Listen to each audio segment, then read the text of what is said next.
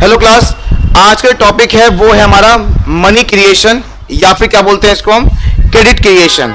सामने दिख रहा है आपको, क्या नाम है? मनी क्रिएशन या फिर क्रेडिट क्रिएशन, मनी या फिर credit creation bye commercial bank.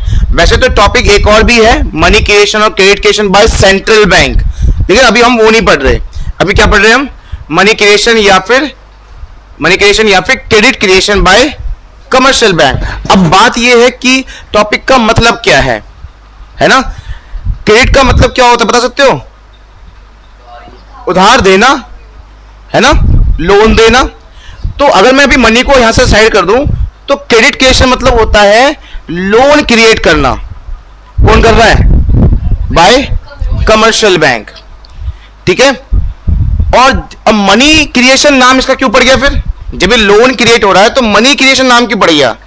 क्योंकि जब बैंक लोन क्रिएट करता है ना मार्केट में, जैसे मान लो मैं बैंक हूं, मान लो आप लोग बैंक हो और आप ये सोच रहे हो कि पब्लिक को लोन देंगे, तो जब आप ये सोच रहे हो ना कि पब्लिक को क्रेडिट लोन देंगे, तो आपके वजह से पैसे मार्केट में मनी का भी सप्लाई बढ़ सकता है और घट सकता है। कैसे?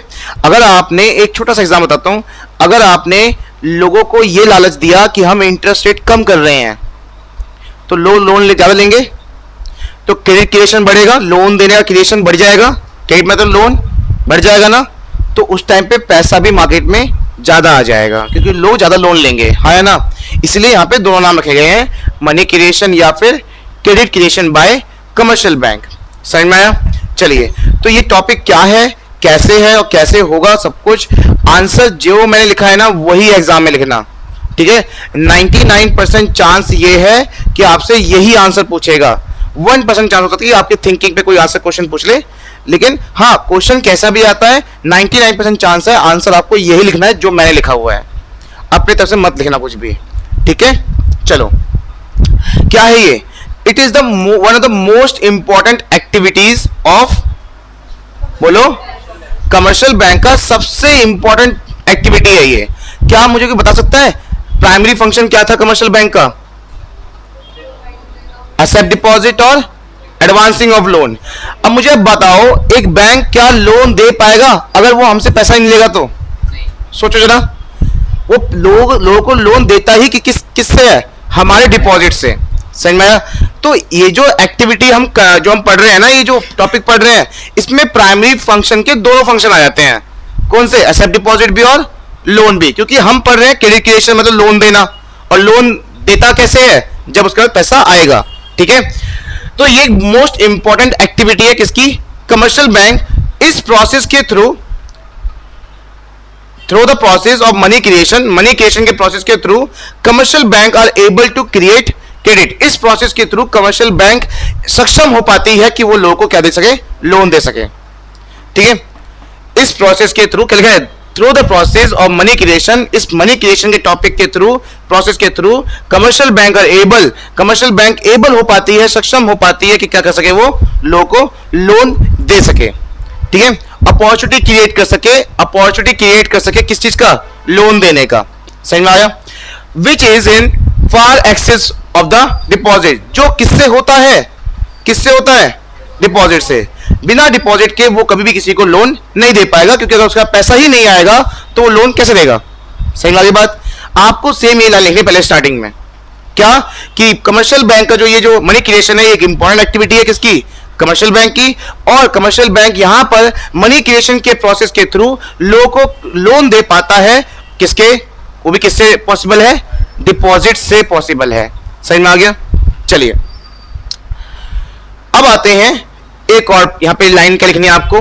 The process of credit creation is based on, मतलब ये जो पूरा प्रोसेस हम पढ़ने वाले हैं ना, ये पूरा बेस्ड है किस पर?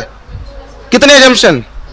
2 अजम्पशन मतलब आपको ये चीज मान के चलनी है, तभी आप इस पूरे टॉपिक को समझ पाओगे। 2 अजम्पशन मान के चलनी ही है, ठीक है। वो क्या मानोगे फिर आप? देखो क्या मानना है, आओ बताता हूं, यहां लिख देता हूं। सबसे पहले जितने भी ट्रांजैक्शन होंगे आपके, हमारे इकोनॉमी में जितने भी ट्रांजैक्शन होंगे वो सब किसके थ्रू होंगे? बैंक के थ्रू। मतलब ऑनलाइन ट्रांजैक्शन मतलब अगर ये कहीं कुछ सामान खरीद रहा है तो पेमेंट जो कर रहा है ये कहां से घटा, इसके अकाउंट से, और गया किसके, कहां पे, दूसरे के अकाउंट में। सही में आ गया। कैश का अब यहां पे लेन देन हम नहीं अपना मान रहे। तो अजम्पशन, पहला अजम्पशन ये है कि जितने भी ट्रांजेक्शन होंगे वो किसके थ्रू होंगे, बैंक के थ्रू होंगे। ठीक है, सही में आ गया, ऑनलाइन ट्रांजेक्शन मान लो। दूसरा अजम्पशन क्या है, ये हो गया पहला अजम्पशन। दूसरा अजम्पशन ये है कि जितने भी बैंक हैं हमारे पूरे इकोनॉमी में, पूरे एरिया में जितने भी बैंक हैं, उसे हम अभी 1 यूनिट मांगेंगे। 1 यूनिट मतलब एक ही बैंक, और उसका नाम क्या दे देंगे हम, बैंक से दे देंगे। ठीक है, मैं इसका और अच्छा एग्जांपल बताता हूं। तुम सबके अलग अलग अकाउंट हैं, अलग अलग बैंकों में है। ठीक है, अभी मांग चल रहे हैं कि सबका खाता अभी सिर्फ एक ही बैंक में है। क्यों, क्योंकि सारे बैंक अभी एक बैंक बन गए। अगर मान लो इन स्टार्टिंग के जितने 5 बच्चे हैं, ये 5 बैंक में इनका 5 अलग अलग अकाउंट है। मान लो इनका एसबीआई में, इनका इंडियन बैंक में है, इनका पंजाब नेशनल में, इनका सिंडिकेट में है, इनका बैंक ऑफ बड़ौदा में है। और ये 5 बैंक अगर एक बैंक अभी इस टाइम बन गए कि चलो इन बैंकों ने सोचा कि क्या करते हैं, जुड़ जाते हैं, तो ये क्या 5 ये बोलेंगे कि हमारे अलग अलग बैंक के खाते में है, क्या बोलेंगे कि हमारा सारा बैंक, सारा अकाउंट किस में हो गया, एक ही बैंक में हो गया है। तो अभी हम मान के चल रहे हैं कि सारे बैंक अभी इस टाइम क्या हो गए हैं, एक बैंक हो गए हैं, और नाम के दिया हमने उसका बस बैंक्स। क्लियर हो गया। तो ये चीज मान के चलनी है। पहले बताओ क्या चीज है, कि सारी ट्रांजेक्शन किसके थ्रू होंगी, ऑनलाइन ट्रांजेक्शन होंगी, मतलब बैंक के थ्रू होंगी। ऑनलाइन वर्ड मत बोलना, यहाँ पे बैंक के थ्रू बोल देना। ठीक है, दूसरा सारे बैंक को हमने एक यूनिट माना है, और क्या नाम दिया उसको, बैंक्स। ठीक है, और यही यहाँ पे लिखा हुआ है, और क्या लिखा है देखो, the entire commercial banking system, पूरा बैंकिंग सिस्टम को क्या मान लिया अभी हमने, इज 1 यूनिट, और क्या टर्म दे दिया उसको हमने, बैंक्स। दूसरा, ऑल रिसिप्ट एंड पेमेंट, जितने भी पैसे आएंगे और पेमेंट होगी इकोनॉमी के अंदर, वो सब रूटेड किसके रूट में होगा, बैंक के थ्रू होगा। समझ में आ गया, समझ में आ गया। चलिए, ये है आपका पूरा मतलब कैसे कैसे आपको आंसर प्रेजेंट करना है। पहले ऊपर एक्सप्लेनेशन कर दी, फिर अजम्पशन का हेडिंग दे दिया, अजम्पशन के बाद 2 अजम्पशन आपने लिख दी। अब आ जाओगे इस टेबल पे। ये टेबल सामने है, पर मैं आपको बनाना सिखाऊंगा कैसे। देखो, आपको एक टेबल बनाना, ठीक है,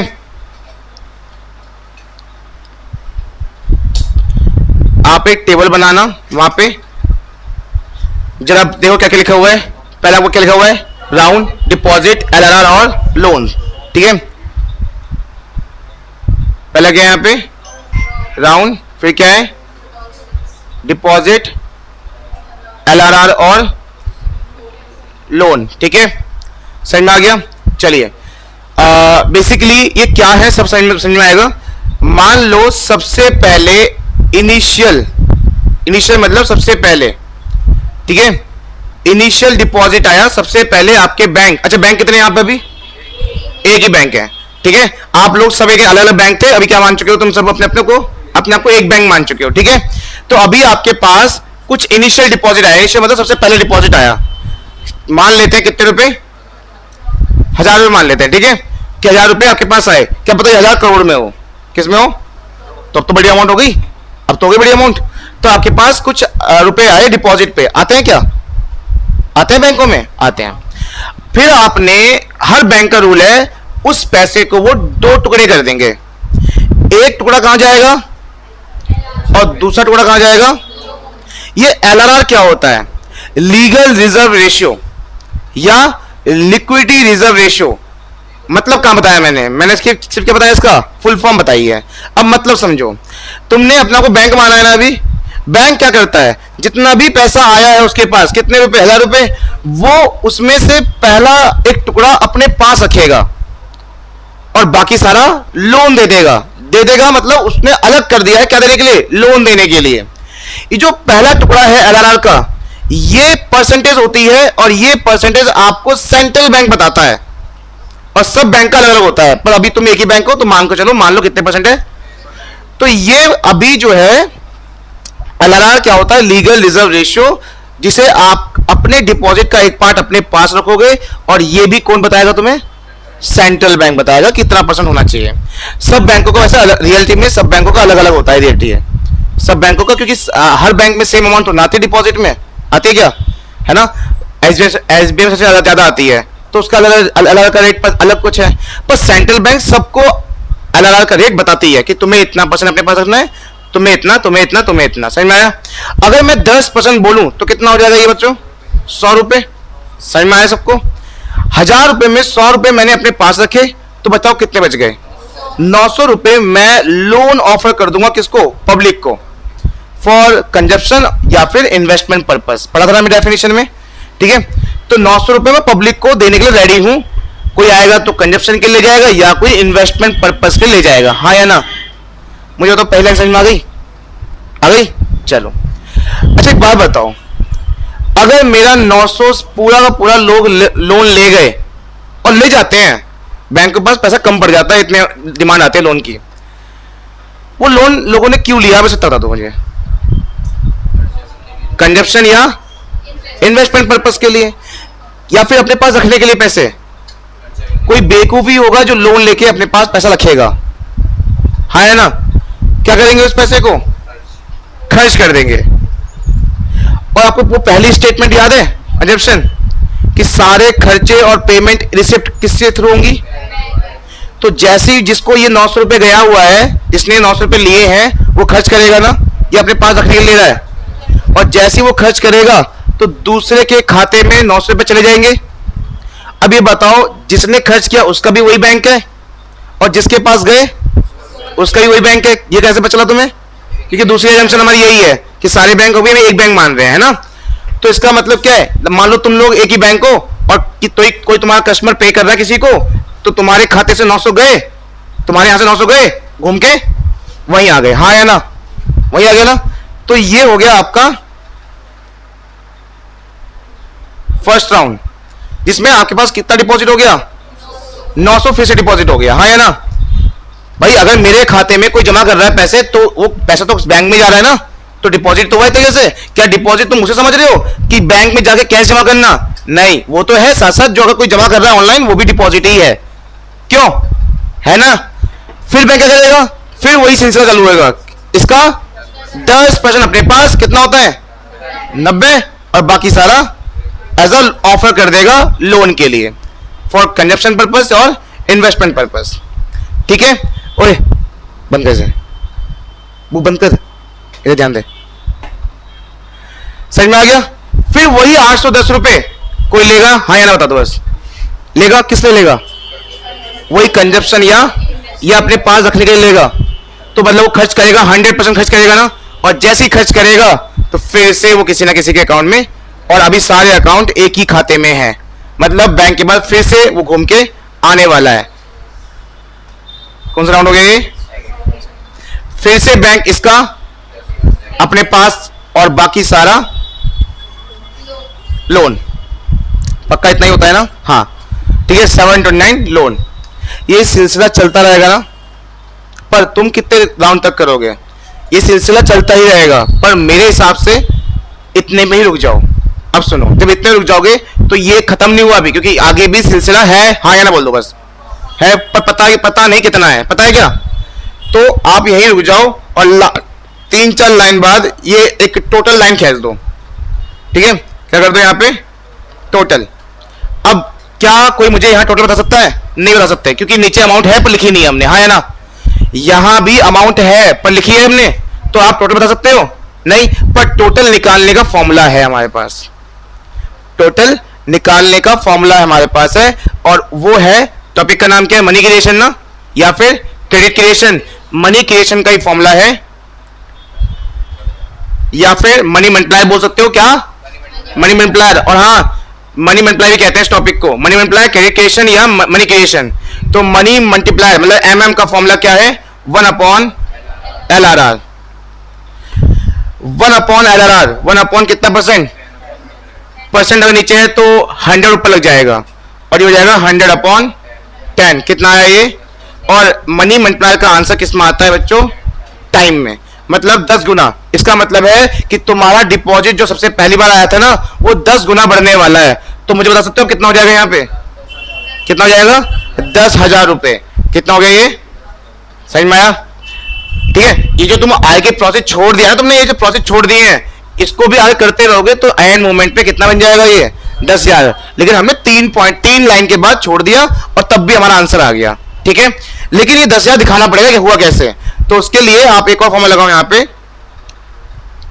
total deposit is equal to initial deposit into money multiplier.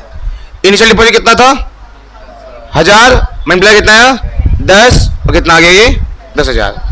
Total deposit का आंसर 10,000। अगर मैं आपसे ये कहूं कि आपके पास किसी क्वेश्चन में या एमसीक्यू में, ये मैं जो बोल रहा हूं ध्यान रखना, ये इंपॉर्टेंट बोल रहा हूं मैं, और ये एग्जाम में आता है, एक मार्क्स पे भी आ जाता है। मैंने आपसे बोला कि आपके पास 20,000 रुपए टोटल डिपॉजिट है, मतलब ये गिवन है, ठीक है, और आपके पास मनी मल्टीप्लायर भी गिवन है कितना 10%, मतलब 10। तो आप क्या सबसे पहले वाली डिपॉजिट निकाल सकते हो? डिवाइड करना पड़ेगा ना, डिवाइड तो करना पड़ेगा।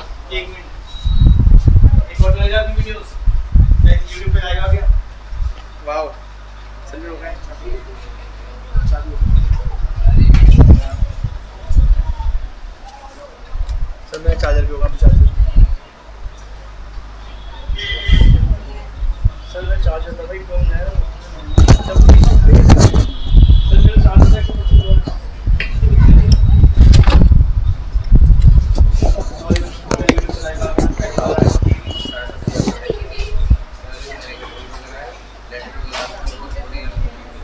बच्चों मेरी बात समझ में आई?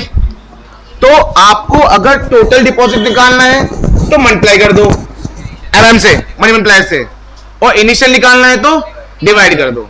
और ऐसे क्वेश्चन आते हैं एमसीक्यू में, ठीक है।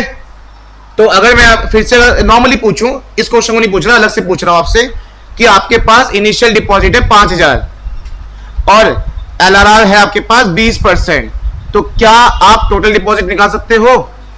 कितना आएगा बता सकते हो?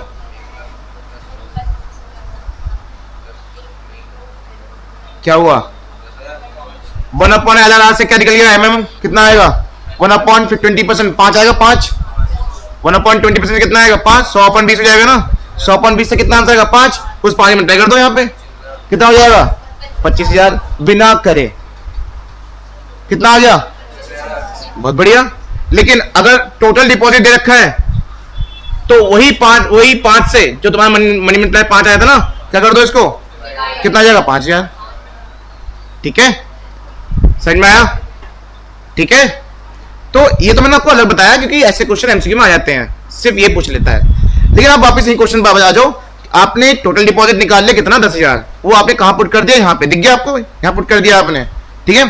अब यहाँ की बारी आ जाओ, एलआरआर है ना, ये कॉलम कितना परसेंट है? 10,000 का 10% कितना होता है? मतलब 10,000 में से 1,000 रुपए आपने अपने पास रखे तो कितने? अरे बोलो, 9,000 आपने लोन दे दिया। लेकिन आपको बताऊं, आपके पास पैसे आए ही कितने थे ओरिजिनल में? आपने 1,000 रुपए को घुमाया और उसी 1,000 से कितना लोन दे दिया? तुम दे सकते हो? दे सकते हो? कौन दे पाता है? बैंक।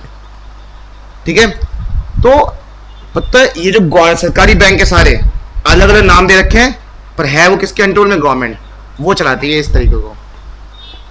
प्राइवेट बैंक तो अलग अलग है, तेरा प्राइवेट तो सबका प्राइवेट तो अलग हो जाएगा, वो क्यों जुड़ेंगी? लेकिन सरकारी बैंक तो बहुत सारे हैं ना, वो तो किसी एक ही कंट्रोल में ही चल रहा है, तो वो तो लग सकता है यहाँ पे all bank are one unit. समझ में आ गया? तो ये है आपका मनी क्रिएशन, यही एक्चुअली मनी क्रिएशन, कि आखिर बैंक कैसे लोन दे पाती है। नहीं दिया लोन, उसी 1,000 रुपए घुमाया और उसी से ही पहले 900 रुपए लोन दिए, फिर 810 रुपए लोन दिए, ऐसे देते देते टोटल कितना दे दिया? 9,000। समझ में आया? अब आ जाते हैं जो नोट्स में लिखा हुआ है। देखो, अगर बुक से करोगे, बुक नोट्स में तो वही है, ले भैया वही है, ठीक है, मैंने वही एग्जांपल लिया है बिल्कुल सेम। अलग अलग क्या होता है? Reference to the legal minimum fraction, मतलब एक पार्ट, किसका part? Which the bank are mandate, जरूरी है क्या करना? अपने पास रखना। LRR is fixed by the central bank. ठीक है, आपको ये लिखना है एग्जाम में? नहीं लिखना, ये बस मैंने यहाँ पे एलआरआर लिया था और ये टॉपिक आगे है। एलआरआर को सही समझना है तो आगे पढ़ोगे, लेकिन यहाँ पे समझा दिया कि एलआरआर क्या होता है, क्योंकि बच्चे मान लो तुम ये टॉपिक कर रहे हो, आगे वाला टॉपिक नहीं कर रहे, तो समझ में नहीं आएगा ना एलआरआर क्या होता है। तो एलआरआर एक परसेंटेज होता है जो बैंक को अपने पास रखना ही पड़ता है अमाउंट में, और ये कौन फिक्स करता है? सेंट्रल बैंक करता है। ये रहा टोटल डिपॉजिट का फॉर्म लग गया है, money multiplier into cash reserve, मतलब इनिशियल डिपॉजिट जो आपका पहले आया था। तो इस हिसाब से हमारा आंसर कितना है 10 और ये कितना है 1000, तो कितना हो गया हमारा ये 10,000 हो गया। ठीक है, समझ में आ गया। चलिए और एक बात बताता हूं, कुछ इकोनॉमिस्ट जो चेक करते हैं वो ये भी डिमांड करते हैं कि इसको ही क्या करो, थ्योरी में लिखो, इस टेबल को ही थ्योरी में लिखना है। ठीक है, कि आपने सबसे पहले क्या किया, मतलब आपके पास सबसे पहले इनिशियल डिपॉजिट आया, उसमें से आपने अलग अलग कुछ पार्ट किया, फिर बाकी पार्ट आपने लोन की तरह रखा, फिर फर्स्ट राउंड में क्या हुआ, फिर वही लोन जिसने लिया उसने डिपॉजिट मतलब खर्च किया, तो वो क्या हो गया, अगली बार डिपॉजिट बन गया। ये जो मैं बोल रहा हूँ सारी हिंदी में नहीं, क्या करना है, इसको इंग्लिश में कन्वर्ट करके लिखना है। मतलब आप सारे जो राउंड्स हैं उसको इंग्लिश में कन्वर्ट करके लिख दो, इसके नंबर मिलेंगे 1 या 2। पर जैसे अगर 6 मार्क्स का क्वेश्चन है तो 5 मिलने से अच्छा पूरे 6 मार्क्स मिल गए। और उस लाइन को इतना गौर से वो चेक नहीं करेगा, क्योंकि वो आपने खुद से बना के लिखा है, क्योंकि आप आंसर मेन लिख चुके हो किसमें, टेबल में। बस आप उसे क्या कर रहे हो, एक्सप्लेन कर रहे हो कि ये सब हुआ है यहाँ पे, तो उसके 1 मार्क्स मिल जाएंगे आपको। हो गए 6 में से 6। ऐसे करते करते 80 में से 80 हो जाएंगे, फिर 100 में 100 हो जाएंगे। क्यों? ठीक है, समझ में आया। ये था आपका बच्चों मनी क्रिएशन।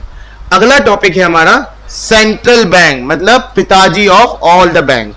ठीक है, अगले पार्ट में।